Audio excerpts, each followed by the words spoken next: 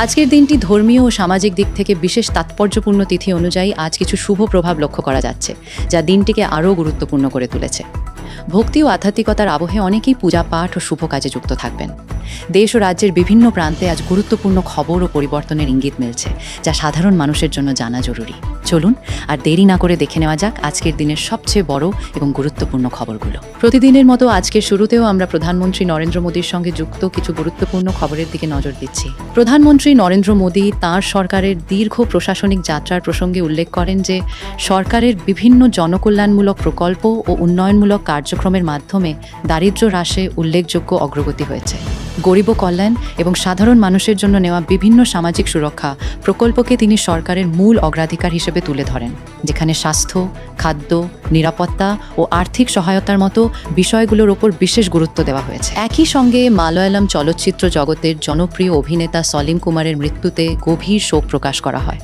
তার অভিনয় দক্ষতা, বহুমুখী চরিত্রে কাজ করার ক্ষমতা এবং ভারতীয় সিনেমায় অবদানের কথা স্মরণ করা হয়, যা চলচ্চিত্র জগতে এক বিশেষ শূন্যতা তৈরি করেছে। প্রতিরক্ষা প্রযুক্তি ক্ষেত্রে দেশের স্বনির্ভরতার উপর গুরুত্ব দিয়ে উন্নত দেশীয় সামরিক প্রযুক্তি পর্যালোচনা করা হয়, যেখানে জোরাওয়ার হালকা, ট্যাঙ্ক এবং লেজার ভিত্তিক প্রতিরক্ষা ব্যবস্থার মতো আধুনিক প্রযুক্তির অগ্রগতি তুলে ধরা হয়। মেক ইন ইন্ডিয়া উদ্যোগকে আরও শক্তিশালী করার লক্ষ্যে প্রতিরক্ষা খাতে স্বদেশী উদ্ভাবনের ওপর জোর দেওয়া হয়েছে। নজর দিচ্ছি দেশের বিভিন্ন রাজ্যের মুখ্যমন্ত্রীদের গুরুত্বপূর্ণ ঘোষণা এবং কার্যকলাপের দিকে। পশ্চিমবঙ্গ সরকার উত্তরবঙ্গের 5টি গুরুত্বপূর্ণ শহর দার্জিলিং, কালিম্পং, কার্শিয়ং, মিরিক এবং শিলিগুড়িকে কেন্দ্র করে হিমালয়ান হিল সিটি উন্নয়ন প্রকল্প চালু করেছে। এই উদ্যোগে শহরগুলোর আধুনিকীকরণ, বর্জ্য ব্যবস্থাপনা উন্নত করা, ড্রেনেজ সিস্টেম শক্তিশালী করা এবং পর্যটন অবকাঠামো বাড়ানোর পরিকল্পনা রয়েছে। পাশাপাশি NH-10 সহ গুরুত্বপূর্ণ সড়ক উন্নয়ন, বাগডোগরা বিমানবন্দর সম্প্রসারণ এবং বিকল্প হাইওয়ে ও রোপওয়ে প্রকল্পের মাধ্যমে যোগাযোগ ব্যবস্থা উন্নত করা হবে। সীমান্তবর্তী অঞ্চলে নিরাপত্তা জোরদার এবং সামাজিক অর্থনৈতিক উন্নয়নও এই প্রকল্পের মূল লক্ষ্য। পশ্চিমবঙ্গ সরকার আয়ুষ্মান ভারত প্রধানমন্ত্রী জন আরোগ্য যোজনা PMJAY স্কিমে যুক্ত হওয়ার জন্য কেন্দ্র সরকারের সঙ্গে একটি সমঝোতা স্মারক MOU স্বাক্ষর করেছে বলে তথ্য পাওয়া যাচ্ছে। এই ব্যবস্থার মাধ্যমে রাজ্যের প্রায় 6 কোটি মানুষ কেন্দ্র ও রাজ্য মিলিত স্বাস্থ্য সুবিধার আওতায় আসতে পারেন বলে জানানো হয়েছে। একই সঙ্গে মুখ্যমন্ত্রী দিল্লিতে কেন্দ্রীয় স্বাস্থ্যমন্ত্রীর সঙ্গে একটি গুরুত্বপূর্ণ বৈঠকে অংশ নেন, যেখানে স্বাস্থ্য প্রকল্প বাস্তবায়ন ও সহযোগিতা নিয়ে আলোচনা হয়েছে বলে উল্লেখ রয়েছে। সীমান্ত নিরাপত্তা ও নজরদারি আরও জোরদার করার সিদ্ধান্ত নেওয়া হয়েছে এবং সীমান্ত এলাকায় অবৈধ অনুপ্রবেশ রোধে কড়া পদক্ষেপ গ্রহণ করা হচ্ছে। বিভিন্ন সূত্র অনুযায়ী বর্তমানে প্রায় 836 জনকে ডিটেনশন সেন্টারে রাখা হয়েছে এবং প্রায় 4800 জন অবৈধ অনুপ্রবেশকারীকে বাংলাদেশে ফেরত পাঠানো হয়েছে বলে তথ্য মিলছে। অর্থনৈতিক ও শিল্প উন্নয়নের ক্ষেত্রে ইলেকট্রনিক্স ম্যানুফ্যাকচারিং ক্লাস্টার সম্প্রসারণের পরিকল্পনা নেওয়া হয়েছে। পাশাপাশি কলকাতা মেট্রো পরিষেবায় আধুনিকীকরণের অংশ হিসেবে 7টি নতুন ট্রেন যুক্ত করার উদ্যোগও সামনে এসেছে। তামিলনাড়ুর মুখ্যমন্ত্রী জোসেফ বিজয় চেন্নাই সেক্রেটারিয়েটে গ্র্যান্ড মাস্টার আর প্রজ্ঞানন্দাকে সম্মানিত করেন নরওয়ে চেস টুর্নামেন্টে তাঁর ঐতিহাসিক সাফল্যের জন্য।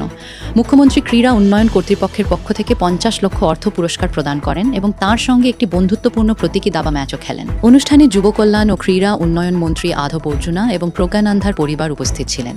এই উদ্যোগ তামিলনাড়ুর আন্তর্জাতিক দাবায় অবদান এবং তরুণ প্রতিভার স্বীকৃতিকে আরও শক্তিশালী করে। তেলেঙ্গানার মুখ্যমন্ত্রী রেবন্ত রেড্ডি হায়দ্রাবাদের মালকাজগিরি জেলায় 1511 কোটি টাকার একাধিক উন্নয়ন প্রকল্পের সূচনা করেন। এর মধ্যে রয়েছে AOC সেন্টারে 960 কোটি ব্যয়ে বিকল্প সড়ক সংযোগ, TKR কলেজ জংশনে 416 কোটি টাকার 6 লেন ফ্লাইওভার এবং 37.5 কোটি ব্যয়ে 100 শয্যার জেলা হাসপাতাল। এছাড়া নতুন মিউনিসিপ্যাল কর্পোরেশন, সদর দপ্তর ও ডিজিটাল পরিষেবার জন্য CURE ও NEA অ্যাপ চালু করা হয়। এই উদ্যোগে নগর পরিবহন, স্বাস্থ্যসেবা ও প্রশাসনিক স্বচ্ছতা উন্নত করার লক্ষ্য রাখা হয়েছে। পশ্চিমবঙ্গ পুলিশের স্পেশাল টাস্কফোর্স ভারত নেপাল সীমান্ত এলাকা থেকে তৃণমূল কংগ্রেসের নেতা জাহাঙ্গীর খানকে গ্রেফতার করেছে। তার বিরুদ্ধে তোলাবাজি, হুমকি, সম্পত্তি দখল ও রাজনৈতিক হিংসাসহ একাধিক গুরুতর অভিযোগে 7টিরও বেশি FIR দায়ের রয়েছে। আদালতের অন্তর্বর্তী সুরক্ষা প্রত্যাহারের পর তিনি পলাতক ছিলেন এবং নেপালে পালানোর চেষ্টা করছিলেন বলে তথ্য মিলেছে। প্রযুক্তিগত নজরদারি ও মোবাইল ট্র্যাকিংয়ের মাধ্যমে তাঁর অবস্থান শনাক্ত করে STF গ্রেফতারি সম্পন্ন করে। পরবর্তী আইনি প্রক্রিয়া শুরু হয়েছে। বিনোদন জগৎ এবং সেলিব্রিটিদের সঙ্গে যুক্ত গুরুত্বপূর্ণ আপডেটগুলোর দিকে এবার নজর দিচ্ছি। ভারুণ ধাওয়ান তার ব্যক্তিগত জীবনের একটি প্রস্তাবের অভিজ্ঞতা নিয়ে জানান যে পরিকল্পনা অনুযায়ী রোমান্টিক মুহূর্তটি সম্পূর্ণভাবে এলোমেলো হয়ে যায়। তিনি আলিবাগের একটি পুল সাইড লোকেশনে প্রিয় গান ব্যবহার করে প্রস্তাব দেওয়ার দেওয়ার পরিকল্পনা করেছিলেন, কিন্তু সময় ও পরিস্থিতির কারণে সব কিছু ব্যর্থ হয়ে যায়। তার সঙ্গিনী নাতাশা দালাল বারবার স্থান পরিবর্তন করায় পরিকল্পনা ঠিকমতো এগোয়নি এবং শেষ পর্যন্ত বন্ধুদের সাহায্যে পরিস্থিতি নিয়ন্ত্রণ করতে হয়। বারবার গান বাজানো এবং অপ্রত্যাশিত ঘটনার মধ্যেও প্রস্তাব সফল হয় এবং পরে তারা বিবাহ বন্ধনে আবদ্ধ হন। অভিনেত্রী আশা পারেখ চলচ্চিত্র জগতের পুরনো সময়ের অভিজ্ঞতা তুলে ধরে জানান, তিনি একবার একটি অত্যন্ত উন্মুক্ত পোশাক পরার প্রস্তাব প্রত্যাখ্যান করেন এবং পরিচালককে প্রশ্ন করেন তিনি কি নিজের কন্যাকে এমন পোশাক পরাতে চাইবেন। এই প্রশ্নের পর পরিচালক তার সিদ্ধান্ত পরিবর্তন করেন এবং সেই পোশাক বাতিল করা হয়। একই আলোচনায় জয়া বচ্চনও জানান তিনি কখনো এমন পরিচালকের সঙ্গে কাজ করেননি যারা সীমা অতিক্রম করেছেন এবং তিনি নিজের অবস্থানে সবসময় দৃঢ় থেকেছেন, যা সে সময়ের ইন্ডাস্ট্রির বাস্তব পরিস্থিতি তুলে ধরে। কঙ্গনা রানাউত তরুণ ক্রিকেট প্রতিভা বৈভব সূর্যবংশীর ভারতীয় জাতীয় দলে অন্তর্ভুক্তিকে স্বাগত জানিয়ে তার প্রশংসা করেছেন। তিনি এই কিশোর ব্যাটসম্যানের প্রতিভাকে দেশের ভবিষ্যৎ শক্তি হিসেবে উল্লেখ করেন এবং আশা প্রকাশ করেন যে সে আন্তর্জাতিক ক্রিকেটে বড় সাফল্য অর্জন করবে।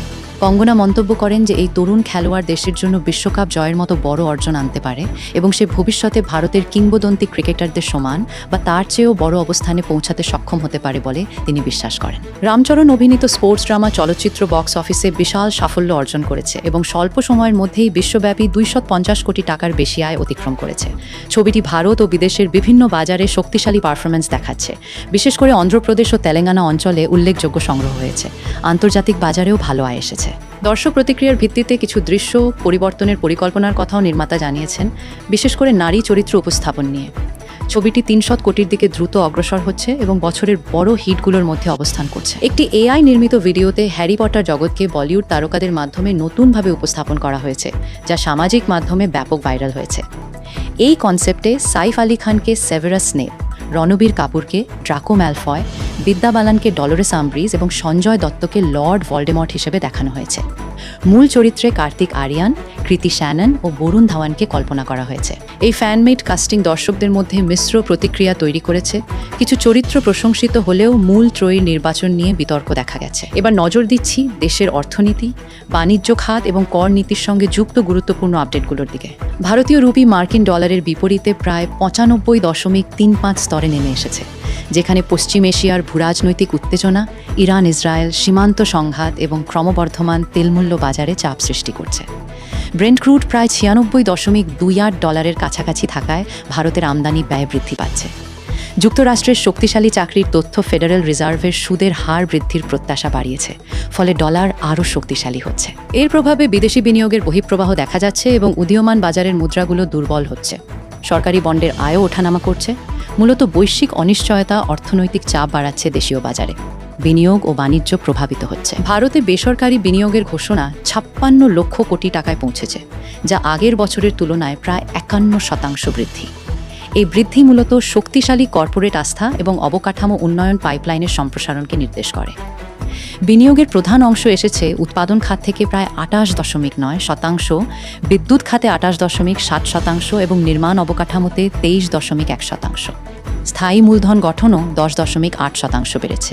তালিকাভুক্ত কোম্পানির সম্পদ ভিত্তি 87 লক্ষ কোটি থেকে বেড়ে 145 লক্ষ কোটিতে পৌঁছেছে, যা দীর্ঘমেয়াদী অর্থনৈতিক শক্তি এবং কর্মসংস্থান বৃদ্ধির সম্ভাবনা বাড়াচ্ছে। সিবিডিটি আয়কর রিটার্নের বাধ্যতামূলক স্ক্রুটিনির নতুন নির্দেশিকা জারি করেছে, যেখানে উচ্চ ঝুঁকিপূর্ণ ফাইলগুলোকে বিস্তারিতভাবে পরীক্ষা করা হবে। এর মধ্যে রয়েছে আন্তর্জাতিক লেনদেন, সার্চ ও সার্ভে কেস, ট্যাক্স ইন্টেলিজেন্স ভিত্তিক তথ্য এবং ক্রস বর্ডার আয় সংক্রান্ত বিষয়। পুরনো রেজিস্ট্রেশন বাতিল বা প্রত্যাহার হলেও ছাড় দাবি করা ফাইলও অন্তর্ভুক্ত। পুনরাবৃত্তি, অতিরিক্ত আয় সংযোজন এবং বড় অঙ্কের সন্দেহজনক লেনদেনও নজরে থাকবে। সমস্ত যাচাই ন্যাশনাল ফেসলেস অ্যাসেসমেন্ট সেন্টারের মাধ্যমে ডিজিটালভাবে করা হবে এবং ক্রস বর্ডার ট্যাক্স ফাঁকি রোধে কঠোর নজরদারি চালানো হবে। এবার কথা বলি সোনা, রূপো এবং অন্যান্য পণ্যের আজকের দাম ও তার ওঠানামা নিয়ে। পশ্চিমবঙ্গের নিকটবর্তী বাজারে স্বর্ণ ও রৌপের দামের হালনাগাদ তথ্যে 22 ক্যারেট স্বর্ণের দাম প্রতি গ্রামে প্রায় 13,999 এবং 24 ক্যারেট স্বর্ণের দাম প্রায় 15,272। 10 গ্রাম 22 ক্যারেট স্বর্ণের মূল্যে 1,39,9990 এবং 24 ক্যারেটের মূল্য 1,52,720। দামে সামান্য পরিবর্তন দেখা গেছে, প্রতি গ্রামে প্রায় 10 হ্রাস রেকর্ড হয়েছে। রৌপের ক্ষেত্রে প্রতি গ্রাম দাম প্রায় 253 এবং প্রতি কিলোগ্রামে প্রায় 2,51,031 নির্ধারিত হয়েছে, যেখানে কিলোগ্রাম প্রতি প্রায় 5,342 হ্রাস লক্ষ্য করা গেছে। বাজার বিশ্লেষণে দেখা যায় স্থানীয় পশ্চিমবঙ্গ ভিত্তিক অনুমানে এই দরগুলো নির্ধারিত হয়েছে। বিনিয়োগকারী ও ক্রেতাদের জন্য বিভিন্ন অনলাইন প্ল্যাটফর্ম যেমন গুড রিটার্নস, 5 পয়সা এবং এঞ্জেল ওয়ান থেকে ধাতব বাজারের হালনাগাদ তথ্য পাওয়া যাচ্ছে এবং সোনার আন্তর্জাতিক বাজার প্রবণতাও এখানে প্রতিফলিত হয়। এছাড়াও এমসিএক্সে অপরিশোধিত তেল, প্রাকৃতিক গ্যাস, তামা ও দস্তার মতো পণ্যের দামের ওঠানামা পর্যবেক্ষণ করা যায়। এই দরগুলো বাজার অনুমান ভিত্তিক এবং স্থানীয় চাহিদা অনুযায়ী পরিবর্তিত হতে পারে এবং ভবিষ্যৎ পরিকল্পনার জন্য তথ্য সহায়ক হিসেবে ব্যবহৃত হয়। চলুন দেখি বিশ্বের যুদ্ধ এবং সংঘর্ষ সম্পর্কিত খবরগুলো। মধ্যপ্রাচ্যে ইসরায়েল ও ইরানের মধ্যে সাম্প্রতিক তীব্র সামরিক উত্তেজনা বিশ্ব রাজনীতিতে বড় প্রভাব ফেলেছে। ইসরায়েলি যুদ্ধবিমান ইরানের মধ্য ও পশ্চিমাঞ্চলে লক্ষ্য করে ক্ষেপণাস্ত্র হামলা চালায়, যেখানে তেহরান সহ ইস্পাহান, তাবরিজ এবং মাহশাহারে বিস্ফোরণের খবর পাওয়া যায় এবং একটি পেট্রোকেমিক্যাল স্থাপনাও ক্ষতিগ্রস্ত হয়। এর আগে ইরানের রেভলিউশনারি গার্ড ইসরায়েলের তেল আবিব, জেরুজালেম ও হাইফার কাছে ব্যালিস্টিক ক্ষেপণাস্ত্র হামলা চালায়। এরপর কিছু সামরিক পর্যায়ে আক্রমণ বন্ধের ইঙ্গিত দেওয়া হলেও পরিস্থিতি এখনও উত্তপ্ত রয়েছে এবং লেবানন ও ইয়েমেনেও সংঘাত ছড়িয়ে পড়েছে। লেবাননে হিজবুল্লাহর ঘাঁটিতে ইসরায়েলি হামলা অব্যাহত রয়েছে। অন্যদিকে ইয়েমেন থেকে ইরান সমর্থিত হুথি বাহিনী ক্ষেপণাস্ত্র নিক্ষেপ করেছে এবং লোহিত সাগরে জাহাজ চলাচলে হুমকি দিয়েছে। একই সময় রাশিয়া ইউক্রেন যুদ্ধেও নতুন অগ্রগতি দেখা গেছে। ডনেস্ক অঞ্চলে একটি শহর দখলের দাবি এবং 2026 সাল থেকে ইউক্রেনের পাল্টা অগ্রযাত্রায় উল্লেখযোগ্য এলাকা পুনর্দখলের তথ্য প্রকাশিত হয়েছে। দুই পক্ষের মধ্যে ড্রোন ও আর্টিলারি হামলা আরও তীব্র হয়েছে। সীমান্তবর্তী অঞ্চলেও নতুন আঘাতের ঘটনা ঘটেছে, যা বৈশ্বিক নিরাপত্তা পরিস্থিতিকে আরও জটিল করে তুলছে। আমি বাঙালি নই, তাই মাঝে মাঝে বাংলা বলতে একটু অসুবিধা হয়। তবুও আপনাদের ভালোবাসা আমাকে অনুপ্রেরণা দেয়। আমি সবসময় সহজ ভাষায় গুরুত্বপূর্ণ খবর আপনাদের কাছে পৌঁছে দিতে চেষ্টা করি। আপনাদের কাছে একটি ছোট্ট অনুরোধ, লাইক, শেয়ার ও সাবস্ক্রাইব করে দেবেন। এবার নজর দেব অপরাধমূলক ঘটনা এবং আইন শৃঙ্খলা পরিস্থিতির দিকে। কোচবিহারের দিনহাটায় নিখোঁজ এক 11 বছরের কিশোরীর দেহ একটি পাটক্ষেত থেকে উদ্ধার হওয়ার ঘটনায় এলাকা জুড়ে তীব্র চাঞ্চল্য ছড়িয়েছে। মৃতদেহ উদ্ধারের সময় তার গলায় লেগিংস বাঁধা ছিল বলে পুলিশ জানিয়েছে। ময়নাতদন্তের মাধ্যমে মৃত্যুর কারণ ও শারীরিক নির্যাতনের অভিযোগ খতিয়ে দেখা হচ্ছে। তদন্তের স্বার্থে কিশোরীর গৃহশিক্ষককে আটক করে জিজ্ঞাসাবাদ করা হচ্ছে। ঘটনাকে কেন্দ্র করে স্থানীয় বাসিন্দাদের বিক্ষোভ শুরু হয়েছে। জনপ্রতিনিধিরা দ্রুত তদন্ত, দোষীদের চিহ্নিতকরণ এবং কঠোর শাস্তির দাবি জানিয়েছেন।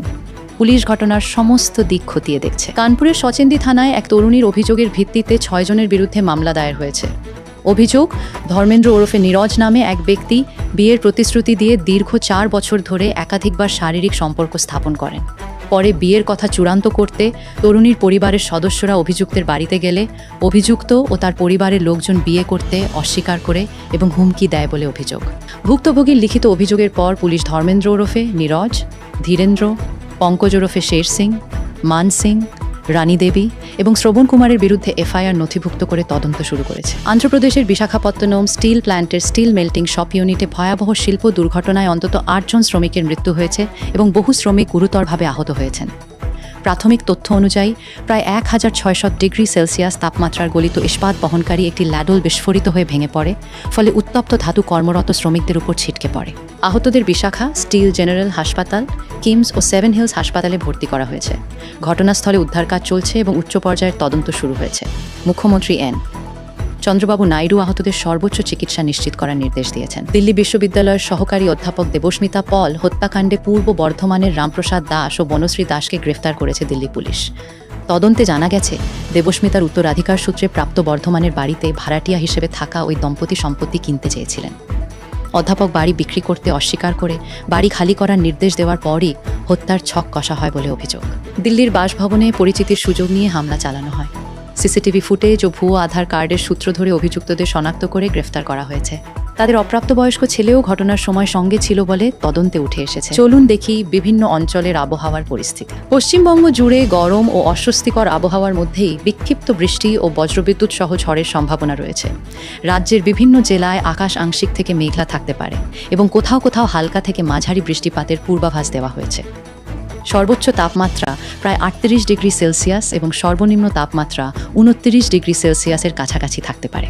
বাতাসে আর্দ্রতার পরিমাণ প্রায় 57% পর্যন্ত পৌঁছাতে পারে, ফলে গরমের অস্বস্তি আরও বাড়বে। দক্ষিণ পশ্চিম দিক থেকে ঘন্টায় প্রায় ৮ মাইল বেগে বাতাস প্রবাহিত হওয়ার সম্ভাবনা রয়েছে।